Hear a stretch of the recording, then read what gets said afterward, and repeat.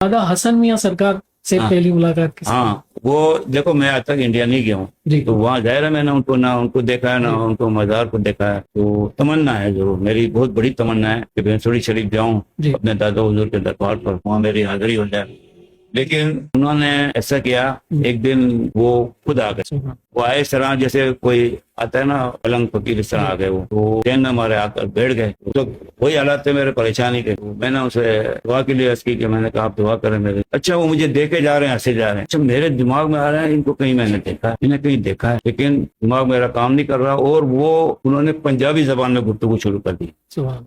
मतलब उनको खालिश उर्दू, जिस इलाके के वहाँ तो खालिश उर्दू होनी चाहिए ना, पंजाबी जबान में। मुझे कहने लगे मैं अखबाऊ तो आया पुत्र और तेरे लिए दुआ करा। तो मैंने उनको मुख्तसर का सब हालात बताया। तो उन्होंने कहा फिक्र ना करो, सब सही हो जाएगा। वो गुफ्तगू पंजाबी में कर रहे। तो उन्होंने, मतलब उस जमाने 2 रुपए का नोट था, तो 2 रुपए का नोट पूरी मेरे बच्चों को भी दी, मुझे भी दी।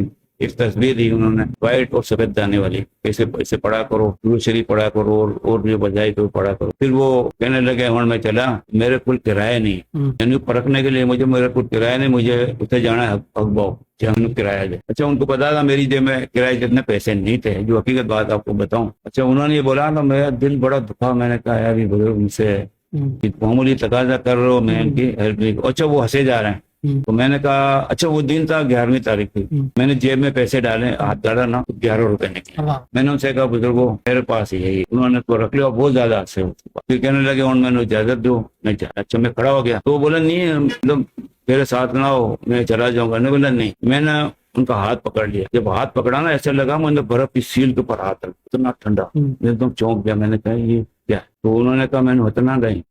तो मैंने कहा अच्छा चलो, मैं आपको गेट तक छोड़ने आता। बोले आज। तो गेट तक छोड़ा ना, फिर वो फिर मुड़ के उन्होंने बड़ी मुस्कुराहट से मुझे देखा। फिर मुझे उन्होंने पंजाबी जबान में बोला, किसी दसना नहीं कि मैं आया सी, मुड़ के मैंने देखना तो मैं कितने गया, एक बारी और आवा। मैं कह रहा हूँ तो मैंने नहीं देखा। तो अक्सर ऐसा होता था, कोई भी अल्लाह का वली मिले ना तो वो आगे जाके गायब हो जाए। ये मुशाहिदा था। तो मैंने कहा ये इनका हुक्म है। लेकिन उस वक्त तक मैं समझ नहीं सका था कि ये मेरा दादा उधर। जब वो चले गए ना, तो मैं सर पकड़ के बैठ गया। मैंने कहा यार इसको कहीं देखा है, तो ध्यान में नहीं आ रहा कौन है। तो ये सुल्तान है ना, वो तो बहुत छोटा था। मैंने कहा बेटा तू बता कौन। इसने मुझे, वो छोटा था ये, इसने कहा अबू ये जो है ना हमारे दादा मुर्शिद।